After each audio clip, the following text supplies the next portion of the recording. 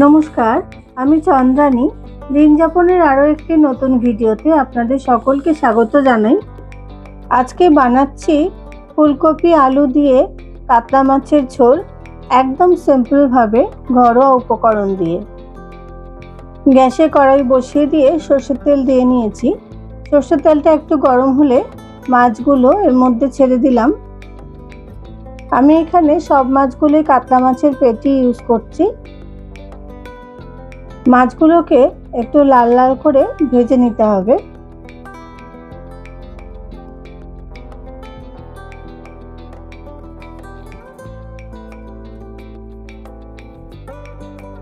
সব মাছগুলোকেই ভালোভাবে উল্টে পাল্টে ভালো করে ভেজে নিচ্ছি।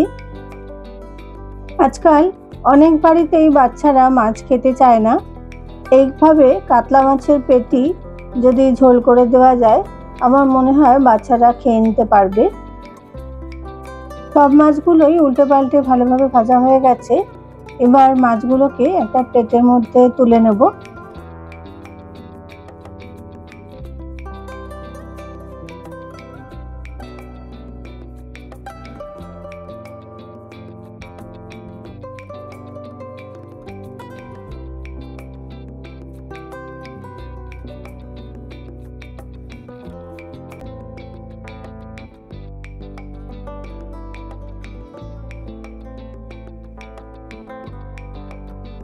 এই মাছ ভাজা তেলটার মধ্যেই আমি কেটে রাখা আলু আর ফুলকপিগুলো দিয়ে নিয়ে ভালোভাবে ভেজে নেব।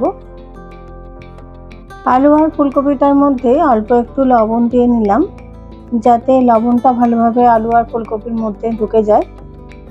ওই তেলের মধ্যে আমি একটু জিরে ফোড়ন দিয়ে নিয়েছি। জিরে ফোড়নটা আলু আর ফুলকপির মধ্যে ভালোভাবে মিশিয়ে দিলাম। একটা টমেটো কুচি করে এর মধ্যে দিয়ে দিচ্ছি। আলু ফুলকপির সঙ্গে টমেটোটা ভালো করে ভেজে নেব। আর এখানে একটা পেস্ট আগে থেকে আমি বানিয়ে রেখেছি। হলুদ, জিরে গুঁড়ো, ধনে গুঁড়ো, লঙ্কার গুঁড়ো সব কিছু দিয়ে একটা পেস্ট জলে গুলে রেখে দিয়েছিলাম, সেটা এবার এর মধ্যে দিয়ে দেব। অল্প একটু লবণও এর মধ্যে অ্যাড করে দিলাম। এবারে ঢাকা চাপা দিয়ে কিছুক্ষণের জন্য রেখে দেব, যাতে আলু ফুলকপিগুলো সেদ্ধ হয়ে যায়। আলু আর ফুলকপিগুলো সেদ্ধ হয়ে গেছে। এবারে কিছুটা ধনেপাতা পেস্ট করে আমি এর মধ্যে দিয়ে দিলাম। ঝোলটা ভালো মতন ফুটে ওঠা পর্যন্ত অপেক্ষা করব। ঝোলটা ভালো মতন ফুটে গেছে। এবার ভেজে রাখা মাছগুলো এর মধ্যে অ্যাড করে দিচ্ছি।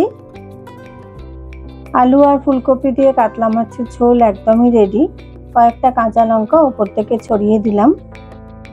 তৈরি হয়ে গেল আলু ফুলকপি দিয়ে কাতলা মাছের ঝোল। আমি প্লেটে সার্ভ করে দিয়েছি। রেসিপিটা কেমন লাগলো আপনারা অবশ্যই আমাকে কমেন্ট করে জানাবেন, এবং ভালো লাগলে লাইক শেয়ার করতে একদমই ভুলবেন না। যারা এখনও এই চ্যানেলটিকে সাবস্ক্রাইব করেননি, তাদের কাছে অনুরোধ, আপনারা সাবস্ক্রাইব করে আমার চ্যানেলের পাশে থাকবেন। আমি যেভাবে আজকে রেসিপিটা বানিয়েছি, আপনারা অবশ্যই বাড়িতে এভাবেই ট্রাই করবেন। আমাকে কমেন্ট করে জানাতে ভুলবেন না। ভিডিওটা তাহলে আজকে এখানেই শেষ করছি। দেখা হবে নেক্সট কোনো ভিডিওতে। ততক্ষণ পর্যন্ত সবাই ভালো থাকবেন, সুস্থ থাকবেন।